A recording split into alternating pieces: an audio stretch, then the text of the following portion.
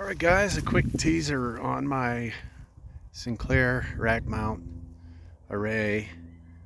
These are 10 535 watt panels minus the one that's cracked.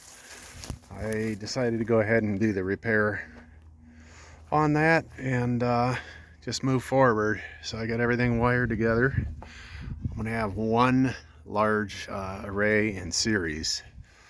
So I think I'll end up with 470 volts DC. I forget how many amps, but I want the highest DC possible because I have a lot of trenching over to the barn for lower voltage drop. And I think right now my calculated drop at 10 gauge is about 4 volts. Not a big deal. And I basically have all these series connected, but I'm missing that panel right now, so that's not connected. They're going to come together. I have wiring, what do you call it? Wiring management up there, and these come together here. I'm going to come down inside the channel of this leg right here. It's going to come in and come down, and then I'm going to run on over. In between, I'm going to have an IMO disconnect, which I have here, and I'm just wiring, I'm adding some conduit fittings here. I already drilled and tapped a couple holes here and got some screws in. That's going to basically go there, and it's going to come down, as I stated, over, and then here's my disconnect right here. It's a pretty beefy disconnect. This is an anti-spark.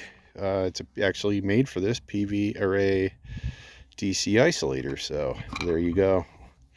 Anyway, that's what we're working on. I also have some seal tight connectors, and that's going to go between my solar converter, more to come on that, and my cable management tray with some flexible lines. So I don't know how to explain this with one hand, but anyway, it's going to kind of do an S shape.